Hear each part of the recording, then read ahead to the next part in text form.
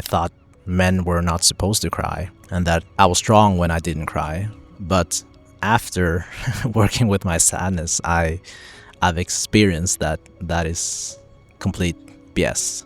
Every time my body felt sad and wanted to cry, and I allowed myself to cry, and I allowed my heart to break, after that, my capacity to love whoever or the world increased.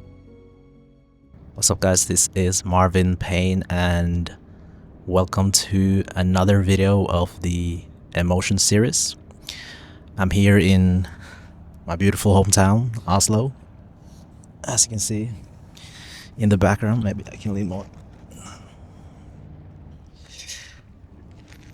And yeah, this is gonna be episode 4, I think, of the Emotion series. I've already made videos on fear, shame, and anger. And today's video is gonna be about sadness. And I also have an intro video of why I'm making this Emotion series. So if you haven't watched that, definitely check it out. I'll link it below. But to give you a quick summary, I think it's one of the most effective work, you can say, the emotional work. It's probably one of the best things you can do for yourself in terms of finding your true authenticity and uniqueness again, especially in this time of AI, where I think that will be the unfair advantage, you can say. But not only that, but also in terms of just inner peace, inner joy, right? And finding the safety or feeling safe to be exactly who you are. And because of that, able to utilize all of your uniqueness or your unique obsessions and perspective on things. Yeah, and it also goes into, deeper stuff like self-love and spirituality. But I'm not gonna go too deep into that. I'm gonna make it very practical and relatable to most people in their day-to-day life and their challenges. So yeah, that's kind of the gist of it. And yeah, in today's video, I wanted to talk about sadness, and the main points of this video will be the misconceptions of sadness, what happens when you have like stuck sadness in your system or your body, and then I'm gonna talk about what happens when you finally release your sadness and feel your sadness and become very fluid, as we say, with sadness, like emotionally fluid, and how that will basically change your life. And yeah, lastly, I'll go over how to actually feel and process and release sadness, you can say, and kind of how to become fluid with it moving forward. And yeah, I'll probably also give a personal example to make it relatable, how I've been hiding my sadness for pretty much my whole life, and pretty much this whole year I've been getting back to it and facing it, and it's led to a lot of crying that I didn't know, a lot of sadness that I didn't know I had, crying for all the things that I haven't cried for, really, from my childhood and yeah, up until now. So I'm gonna dig deeper into that. But yeah, let's get into the video. The misconceptions of sadness. So there are a few things here. I would say, I think especially for men, but I think for a woman too, right? We look at sadness as weakness, and that's why we hide it. But I think even though it's more acceptable as a woman to cry, I think a lot of women are also starting to look at sadness as weakness.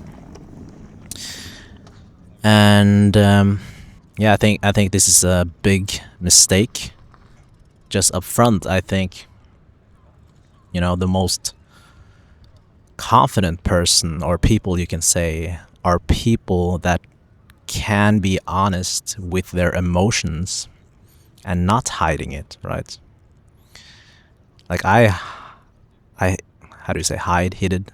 I hid my sadness for almost 30 years because I thought men were not supposed to cry, and that I was strong when I didn't cry. But after working with my sadness, I've experienced that is complete BS, right? You feel a lot more confident when you actually have the vulnerability, or confident, you can say, to show sadness when you're actually sad instead of hiding it. And it's when you hide it that, for me, that is actually weakness. And I guess it kind of relates to a study I found, or a study I heard of it. It's not directly about sadness, but it's about lying, right? I think when you put your hands out or something and they push it down, when you lie, you are much weaker. Like, you're able to resist a lot less when you lie compared to when you tell the truth, right? And when you hide your sadness in situations where you actually are sad, and you hide it by pretending everything is okay or trying to look confident or whatever, for me that's the same thing, really. For me, that's weakness. And I think there's a lot of maturity that comes into this, because definitely in my early 20s I didn't believe this. And it wasn't until I experienced it for myself that I got it, or that insight clicked for me, you can say. So now,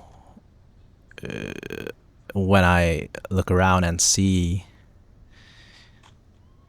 especially guys that are able to be vulnerable with their sadness, for me they are a lot stronger, right? Because it's vulnerability. Like, you know you're being vulnerable. You're putting yourself in a vulnerable position by crying. And yeah, that is strength for me. Instead of like putting a wall up, and hiding your sadness. So I guess that's kind of how I'm looking at it. And a question that arises is like, why, if it's a bad thing, like, why have we learned to hide our sadness? I guess it's kind of intuitive for most people, but it was worse before, right? So it was worth, like, for our parents and stuff, because then it was more a stigma for guys to cry, right?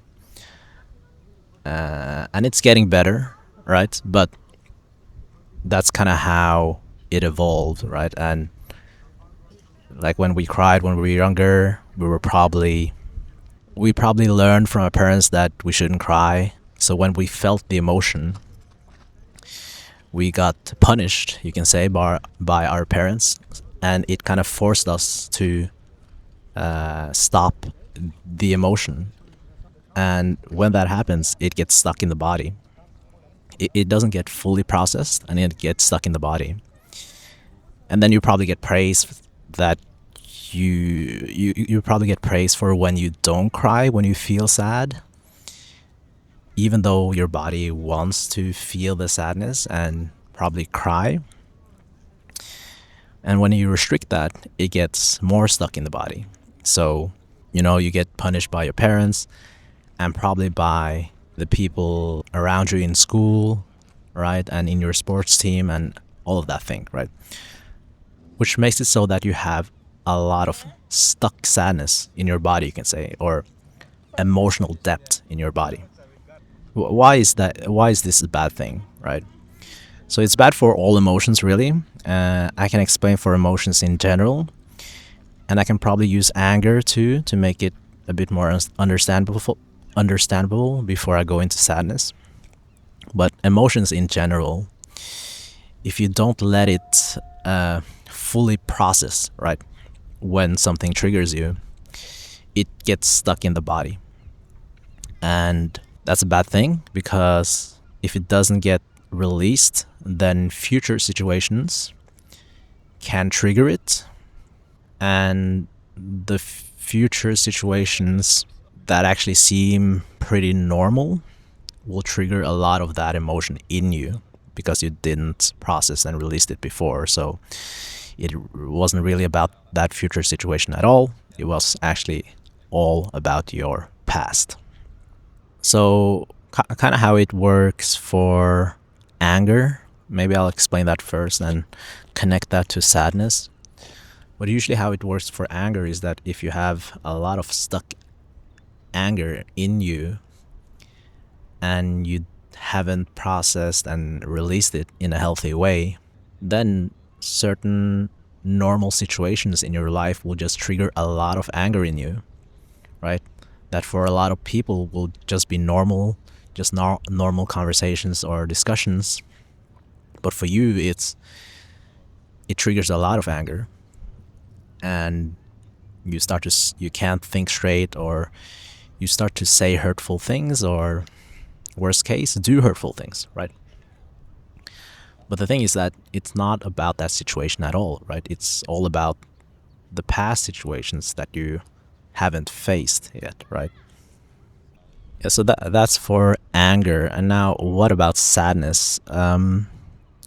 Things specific to like stuck sadness is that, for one, you won't be able to move on from something sad that happened, right? If you had a breakup or something sad in your life happen, and if you don't allow yourself to cry or feel the sadness will be stuck in your body, and you won't actually be able to move on from the situation, right? So it creates stuckness, you can say. Another thing that I felt for me was disconnection, right? Because sadness is a part of you, right? And when you're able to cry, you can say that you connect more with yourself. And if you also come to a place where you feel comfortable to actually cry in front of people, that will also create more connection between you and those people, right? Because it's a very, very vulnerable thing. Versus if you notice that your body wanted to cry but you hide it, right? That will create the disconnection, right? Yeah, and I guess another thing about sadness specifically is that a lot of us think that it's going to last forever. And it will if you don't feel it. If you the longer you numb yourself or don't allow yourself to cry, the longer it will last. So actually the fastest way to move on is to actually allow yourself to cry and feel it fully, right? And how long will it last? You kind of don't know. You just have to let it happen whenever it wants to happen. And that is the fastest way. It will kind of come in waves. But if you just focus on allowing yourself to feel it and actually cry when your body wants to cry, that is the fastest way to quote unquote get over sadness or something sad that happened in your life. Yeah. a warning I want to say here is similar to anger. When you release anger, you don't want to release it at somebody, right? That is kind of the bad way to do it. The healthy way to do it is to, just do it in your room, right? If you need to scream or hit things. And it's the same with sadness. You don't want to release your sadness at somebody, right? A lot of people can do that, right? A lot of people can, for example, when they get angry, they use anger to try to control the situation by, raising their voice and getting angry, right? But you can do the exact same thing with sadness. You can use your sadness to guilt trip the other person, right? You're trying to control the situation. That is a bad thing to release. That is a bad way to release sadness, right? That is not what I'm talking about. I'm just talking about releasing the emotion when your body wants to release the emotion, right? And you can do it in front of people, but you don't need to do it either. Just like anger, right? You can just do it in your room, right, alone. And I'll get into this later too, but that's the warning, right? Don't use sadness to try to control the situation, right? Now, I wanted to get into before talking about how to actually feel it. I wanted to talk about what are the amazing benefits of when you start to feel sadness. And I was thinking that maybe I could use my personal example to get across the point, right? So I was pretty emotionally numb for almost 30 years, pretty much my whole life.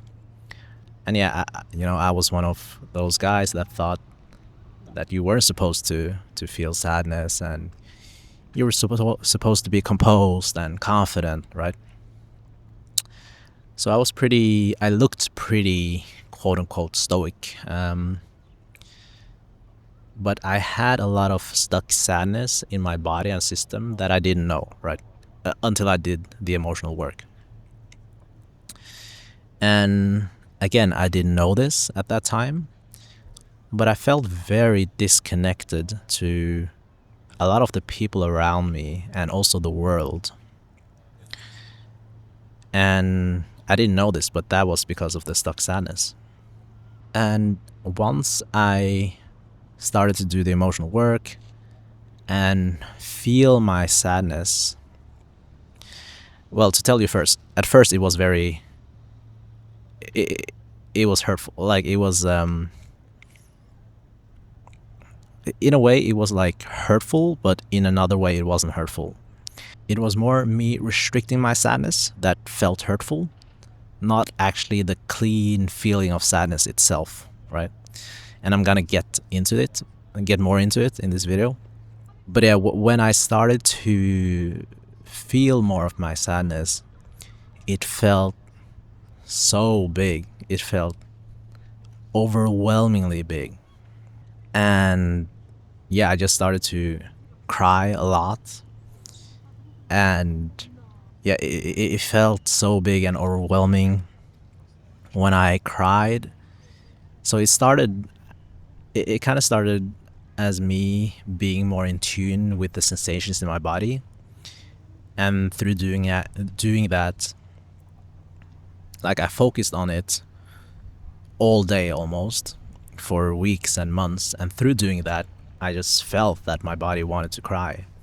And also, in talking with certain people in my life, I noticed that there were a lot of things they said that actually made me feel very sad. And I was hiding my sadness with anger. And I didn't know this. right? So maybe, you know, your parents make some comments or other people make some judgments. And, you know, before, right, I just pretended that it didn't hurt me and pretended to be strong. But in reality, it did actually make me sad. So yeah, once I started to feel more the sensations in my body, I started to realize that, oh wow, there's a lot of hurtful things here, or a lot of boundaries that I've been ignoring for myself. That was a bit of a side tangent. But yeah, I wanted to get into like the feeling of sadness, right? I started to feel it. It was very overwhelming, but I just let my body cry, and I let my heart break, you can say. And there's a guy named Joe Hudson that has a very cool saying on this, that it's that when you allow your heart to break, it increases your capacity to love. And I found that very true for me. Every time I every time my body felt sad and wanted to cry, and I allowed myself to cry, and I allowed my heart to break, after that, my capacity to love whoever or the world increased. But again, you know, this happened, it came in waves. Like, it was a wave with a lot of sadness, overwhelming sadness that I thought couldn't be, like, I thought it was like almost impossible to let all of this sadness in. And it felt almost, it felt like my heart were going to explode a lot of the times. It came in these waves, and then it went down, and then it came again, and it comes in waves, right? And like, a lot of the sadness was related to my childhood that I didn't know, right? A lot of it was, you know, there's a lot of situations today that I didn't know were triggering sadness, but a lot of those situations were triggering sadness because I had a lot of sadness from my past that I hadn't released. So it was months, you can say, of crying with ups and downs, right? But the interesting thing here is that it felt overwhelming, right? But it was more the me fighting against it that was uncomfortable. When I allowed my heart to break, in one way it felt amazing, right? It felt so good. It felt like I finally saw myself again, you can say, and you can call it self-love. It felt like a lot of weights were taken off of my shoulders, and it felt actually the same as, almost as love, you can say, the feeling love, just a different angle on it, or a different taste of it almost. And I think that's why it's very connected to the saying that the more you allow your heart to break, the more it increases your capacity to love. And yeah, for me, I noticed that every time I allow my heart to break, I'm able to love more myself, and I'd say just the world in general and all people. Yeah. And another thing about, I would say, just emotions in general, but I feel especially true for sadness, is when you allow yourself to cry, you feel very alive, right? it's almost like, you know, when you jump off a cliff or something, right? You're fully feeling the fear or excitement, right? And you can't think of anything else, and you feel fully alive. And I feel the same aliveness when it comes to fully letting yourself cry, because you can't really think of anything else. You're just fully in the emotion. And from a spiritual perspective, you can also say that you're letting the emotion annihilate your ego, right? When you fully lean into your emotions, you allow the emotion to take over, and your ego can't worry about how it's gonna look anymore. So you're letting the emotion annihilate the ego, you can say. So sadness is a beautiful thing. And I can also take in, you know, the wisdom of sadness, or yeah, the wisdom of sadness, right? For me, sadness is an indication of how much you cared for a situation or a person. And the amount of sadness you feel is a representation of how much you cared about that situation that didn't go the way you wanted, or that person, right? Sadness is love, right? It's a form of love, I'd say. Maybe I wanted to take in, like, I still, even though, like, I've cried a lot this year, I felt like I cried for basically all my life that I didn't cry, all my childhood. And it also feels like that I'm crying for humanity and the suffering of humanity, almost, which is like a different point, but yeah. But yeah, I think that's it's enough stories and theory, right? How do you actually feel and process and release fear? So there are a few things here. The first thing you can do is to, it's kind of like I like to call it like an emotional meditation. What you can do is sit down or lay down and think of a situation that triggers sadness in you. And after you do that, start to feel the sensations in your body. So all emotions are really just sensations in your body, right? For anger, it's very easy to or anger is the most relatable and understandable because it's very clear, right? For anger, for most people, it's gonna be sensations throughout the chest and kind of getting hot in the chest. And for sadness, for most people, will probably be, you know, around the throat and neck and face, right? And wanting to cry. The thing about sadness is that even though you do this emotional meditation and think of a situation that triggers sadness in you, you probably, maybe for a lot of you, you won't cry, right?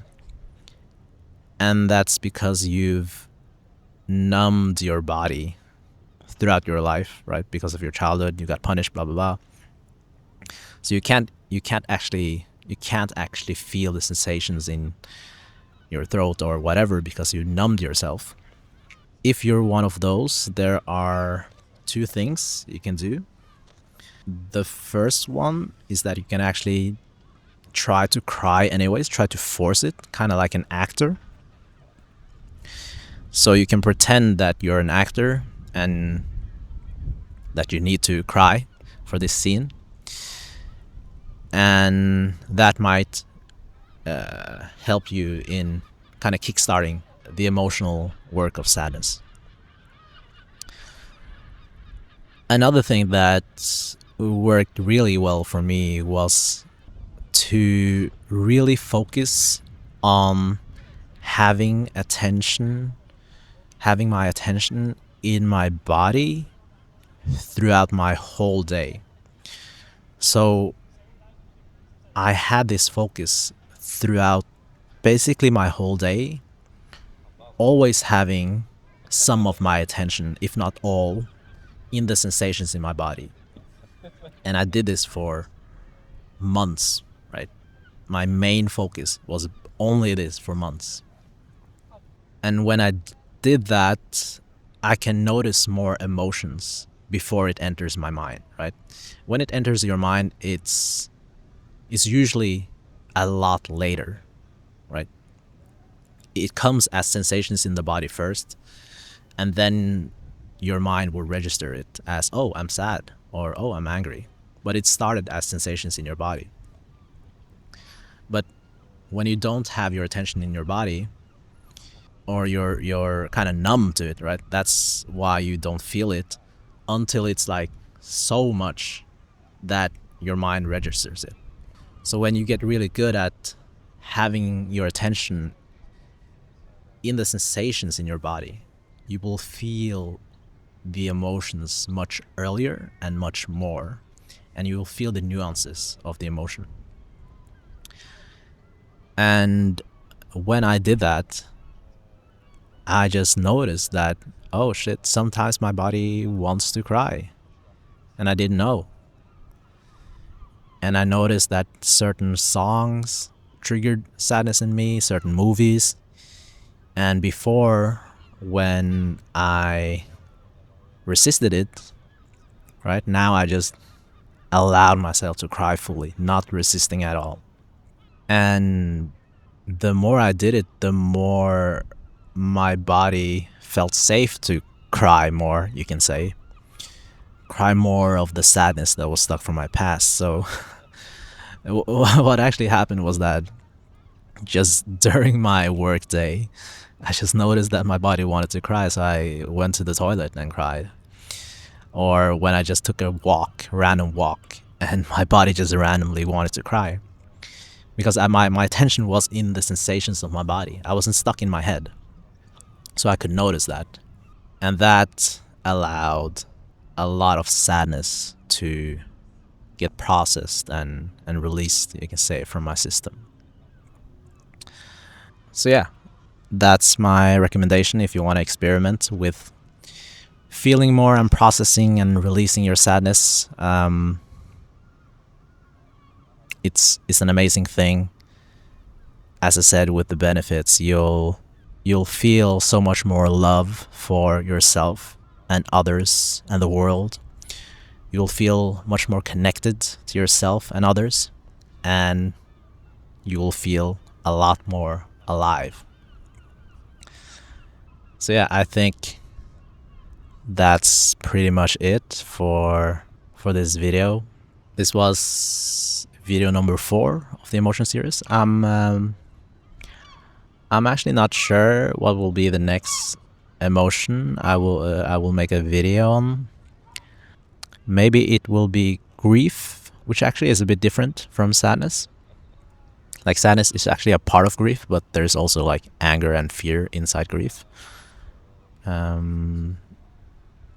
Maybe I'll make a video on grief. Maybe I'll make a video on some type of fear, like anxiety or deep fear, like where you feel like helplessness or almost like terror. But yeah, this will be it for this video. Thank you guys for watching. If you liked it, hit the like button, subscribe to the channel, and comment anything you want below. Thank you guys for watching again, and see you guys next time. Bye.